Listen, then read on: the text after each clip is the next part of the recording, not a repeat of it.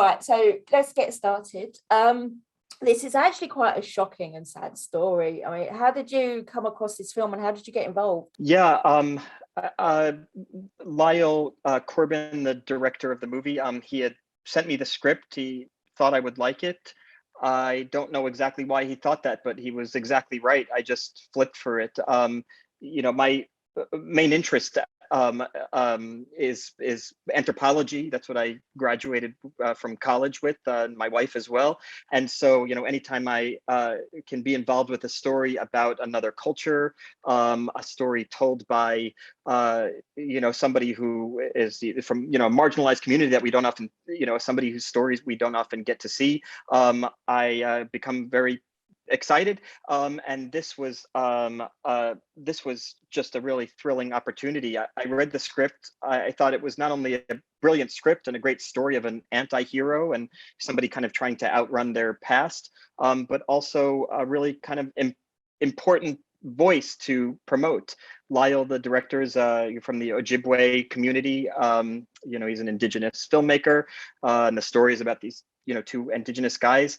And I saw the character. I asked Lyle, can I play this part and help produce the movie, to see if we can, if I can be of any help getting it made. And as you said, it's really a sad story. It speaks to a really pressing crisis in America, and it's both pressing and also the oldest crisis that we have here in the country, of this strange intersection of American crimes against indigenous people, and then the kind of modern marginalization of their culture, and so the movie speaks to that in such transgressive, profound, and really dramatic ways. And as you mentioned, you were involved as a producer as well. Is that what input did you have into it? Was it more on the creative side or more financial, or who? Well, the script was originally about Jews, and I told him, let's keep it with no,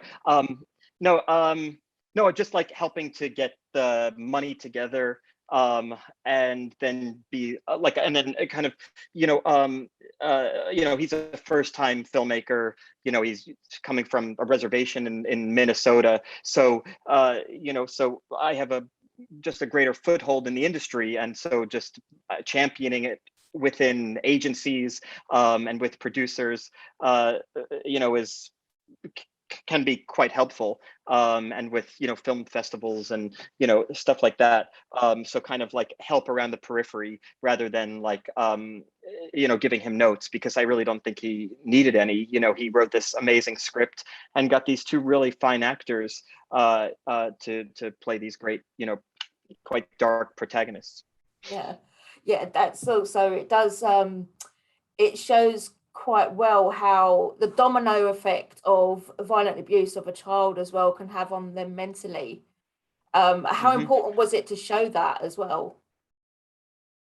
Well, the movie opens with this brilliant prologue where this, old indigenous guy is kind of, exiling himself from his community because he's been riddled with smallpox, and then you kind of cut to the future and realize that you see that this kid is being abused, and then as an adult he kind of exiles himself from his community again, and what's really interesting about the abuse that you mentioned is that it's both tragic and a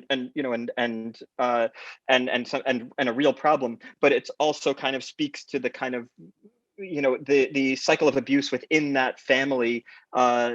Did not originate in that family. The cycle of abuse came from settlers, and so you see these these people who are hurting each other, but of course they have been hurt for centuries.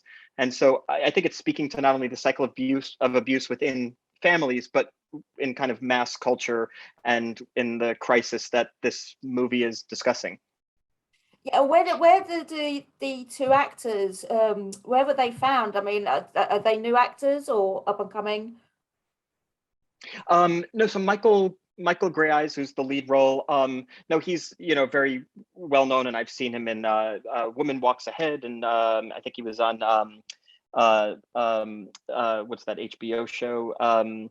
Which name escapes me at the moment. But he's a very kind of popular American, indigenous. Actually, I think he's Canadian. Actor in American movies. And Chaske Spencer is the other guy, and this guy is just unbelievable. I was just kind of blown away by him. He's also in a lot of things. I just hadn't seen them. But now he's on, God, what is he in? I don't know. He's in some big thing now. So these are wonderful actors, and show up in a million things. This movie is so unique because they're the protagonists. It's not like there's a kind of white protagonist that you're seeing the world through. You're seeing the world through their eyes, even though one of their eyes are quite cynical. Yeah, it does make me wonder whether they were okay with showing that side of the Native American culture. Yes, what a great question and thing to pick up on. And that was my first question too. I asked Lyle, who wrote it, you want to depict this? And he said, yeah, of course. It occurs to me that we're comfortable seeing majority people from majority cultures kind of act in all sorts of ways, and we accept that as part of the human experience. But when you feature an indigenous character in a movie, especially if the movie is made by a white filmmaker, they're usually relegated to parts that are supposed to be metaphorical. They're representative of the land, or they dispense wisdom to the white character going through their own pain. And real progress of diversity of voices is when you could show characters in all of their ugliness and all of their in the full dynamism of the human experience. And so to show them in this way, which is really quite dark, is real progress, because it means that you're showing them as real human beings. You're showing the good and the bad. I mean, the protagonist, Michael, is really quite scary. And yet the other guy, who's more troubled and, is kind of coming out of prison in the movie, is this fully feeling, sympathetic, a guy looking for atonement with a guilty conscience. And so you see the kind of full gamut of what these people's lives are like. Yeah, definitely. And just to wrap up, I need to ask you, where do you stand on the whole Snyder Cut Justice League issue? And would you return to Lex Luthor if it came round again? Oh yeah, of course. And in terms of the re-editing the movie, I'm into like the 6th month of editing this movie I just directed, and the movie is like not a 3-hour movie. And it occurs to me now, after spending 6 months in a dark editing room, the kind of like effort and focus it takes to edit a movie twice, to me, like especially a movie like that with the visual effects, and to me it's just overwhelming. And so it's funny that I think it's great, because I think he's a real great filmmaker with a very specific vision, and I think it's so great that he got to release the movie that he wanted to make. And also remarkable that somebody could spend so much time, because I have an attention span in the editing room for my movie. I have an attention span of like a gnat or something. And so that's been the most impressive part, that movie was able to be done twice.